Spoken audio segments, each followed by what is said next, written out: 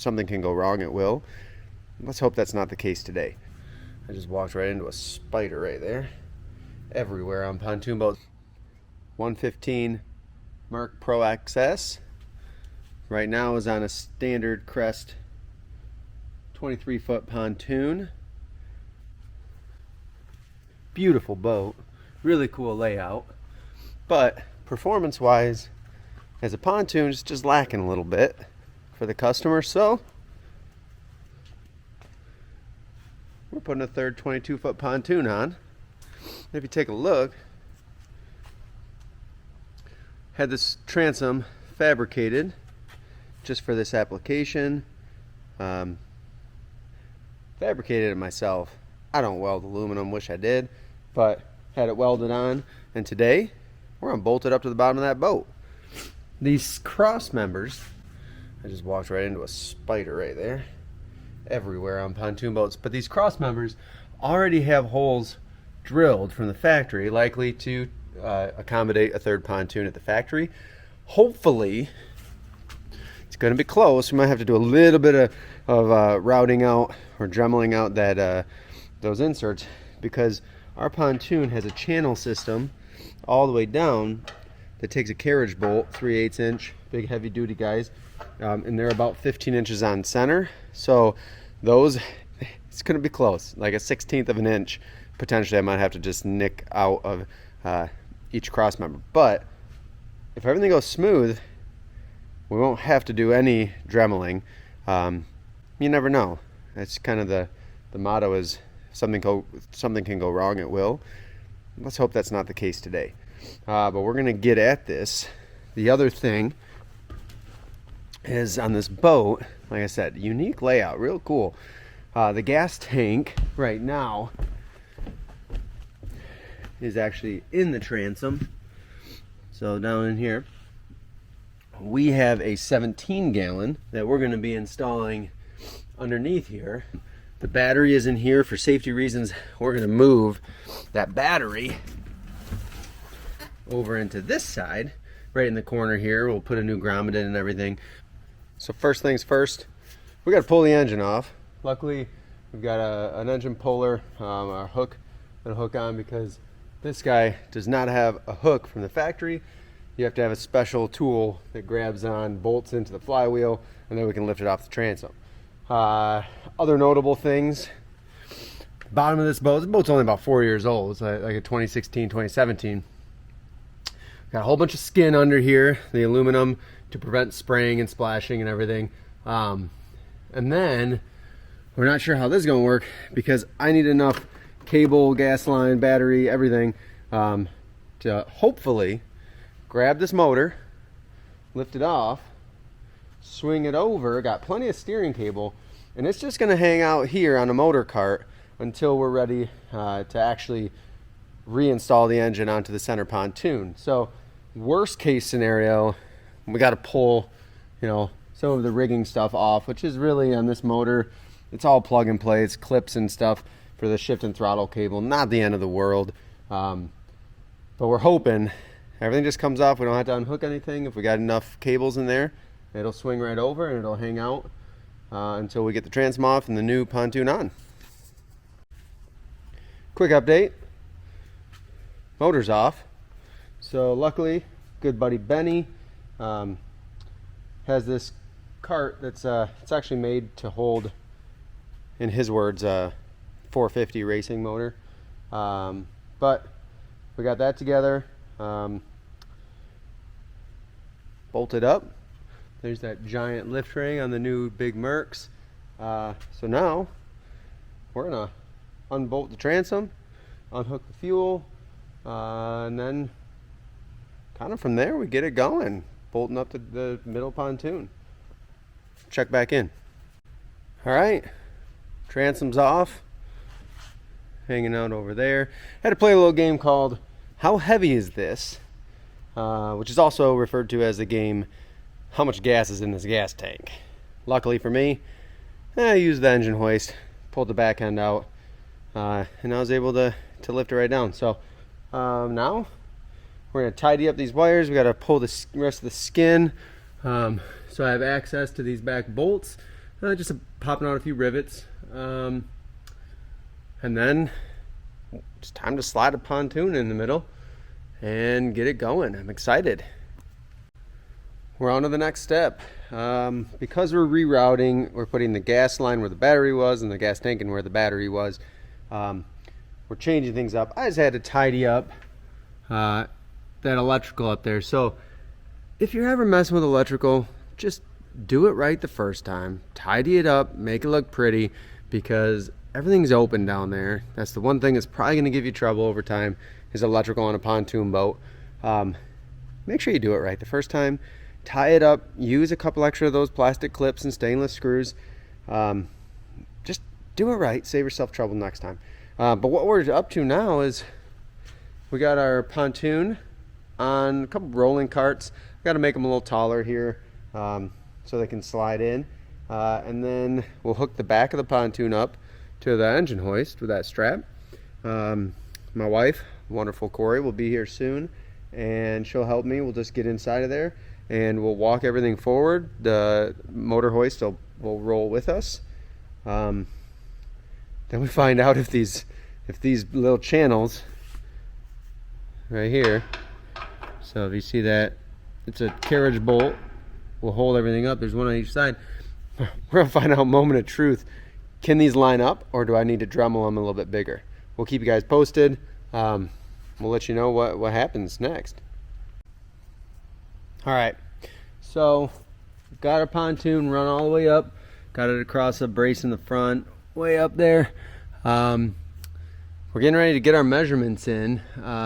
We did have to route out or Dremel out the holes that are prefabbed into the cross members to work with our pontoon.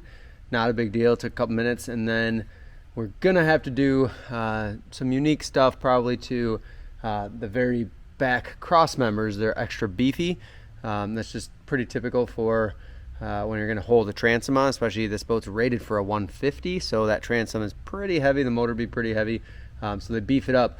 The problem is they don't leave me access to tighten my bolts, so I'm going to have to, we'll just cut a little hole just big enough to get a wrench in to get a nut tight, and we'll get her all buttoned up super solid. So that's where we're at. Getting ready to actually attach the pontoon to the boat. Wonderful Corey is here now too to help. She's been giving me a hand getting this in position, so you may see her. Well, we've been at it all day, like a good 7-8 hours into it at this point. Should have just probably ground out the holes a little wider to start, but had to go back in, drop the pontoon a couple times and ream them out, make them bigger to make the carriage bolts sit in there. But as you see, we are almost there. I've got a couple big 1/2-inch bolts to run up that are a very back support, and that's pretty much it.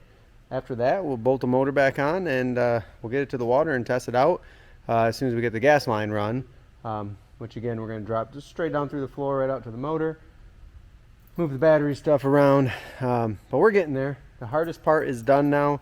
The nuts and bolts are all tightened, holding the pontoon up, so we were able to take the hoist off. It's looking good. Excited to see how this baby performs. Well, there she is. We had to reroute some cables. The shift throttle cables, we had to reroute those. The steering cable we had to reroute because we're back a little bit farther than we were on the stock pontoon. And when they make these at the factory, they make them one way and they know exactly how long of a cable and how long of everything to use. So there she is. She looks great, as does she. I thought you were talking about me at first. Oh, maybe I was. Wonderful, wonderful Corey gives the approval. So now what we got left to do is we're not going to get it probably out to test run it tonight yet because it's going to get dark pretty soon. We got to do the fuel tank and then move the battery cables over. Minimal stuff in that. The fuel tank's a little bit of a project, but we're going to get that done tonight still and get home. Pizza for dinner? Maybe something good. Sushi. Been working on boats all day. Seems like we should have some sushi. Who knows? All right, I'm going to get back at it. Water test first thing in the morning when we get the fuel tank all installed. Can't wait. We've tidied everything up. We've cleaned everything. I put some gas in the tank. We're gonna go run this. So just to give you a recap of everything we did, we're gonna run through that right now. I'm inside the boat. Flip you around here. So before, the fuel tank was in the transom on the outside of the boat. What we did is we modified this back bench to fit a 17-gallon low profile tank. We did have to do the fill, which I should probably tighten the lid, huh? Just comes straight out. So you will fill it from outside the boat with the fuel tank at the fuel dock. We ran the gas line down through the floor. This is where the batteries used to be. So we moved those to the other side of the boat to keep them separate. Our vent line goes right out the side. Sender, the gas gauge worked. And then we still got quite a bit of storage in here for life jackets or whatever else you need. And then we moved, just put a new grommet in through hole and moved the battery. This is our shop battery. Move their battery options over here. So as I look at this, I just got to tidy up, zip tie those wires up a little bit, make them a little cleaner, and that'll be ready to go. Then from the top side, you can see that we ran the shift throttle cables right under on top of the center pontoon, as well as the battery cables. The gas line comes right down through the floor to the top of the pontoon. That's there as well. Our reinforcement on our pontoon transom, it's 1/4-inch aluminum, bent to be as strong as possible. Everything's 1/4-inch thick. We have plenty of cross bracing. There's some 1/2-inch bolts that tie into the actual deck or cross members of the boat. This is a Crest 23. We did have to reroute, we'll show you that in a second, but we did have to reroute the steering cable to get a little extra room out of it. I'm gonna hop down here. So the steering cable used to come through right here. We had to reroute it into this little kind of support for the pontoon so that we could make this bend a little softer, get it to the motor. I like where everything lined up. We're cutting it real close here. When we trim, we still got plenty of room. Nothing hits.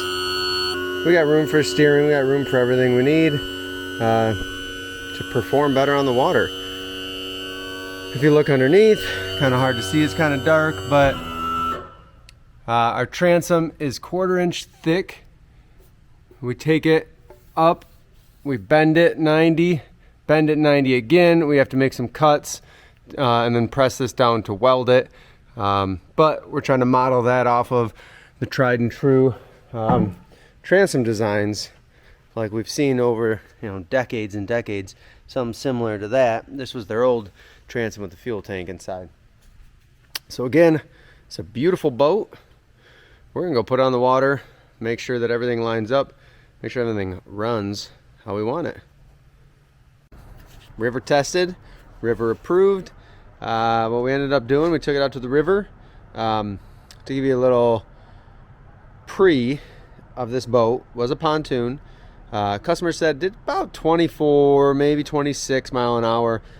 Spun, I think maybe around 6,200. I got to look up the specs on this motor. I think it goes more like 6,500, maybe even 6,700 for that max RPM. And that's what we're using to try to base off the correct prop and everything for speed and performance. So we got on the water easily 25 mile an hour, 3/4 throttle, and then revving it up all the way. Picked up, we hit 29 mile an hour was our fastest speed, 28 going upstream, 29 coming back down, slow water on the Grand River. But it cruised. You trimmed it out just a little bit. You could feel the boat lift and float. Super smooth ride. The prop that's on it right now, we got up to about 6,700 RPM. I was waiting for the rev limiter to hit. Didn't, but I thought it was happening. And then it did cavitate if we pushed the limit when I was trying to get every ounce of speed out of it. Kept trimming it. I'd grab some air, trying to force the turns super hard at high speeds. Yeah, we grab some air, it cavitates. But when you're driving normal, you're turning normal, no problems, smooth ride. I think they're going to be really happy. I think it's going to be their best summer yet with this here boat.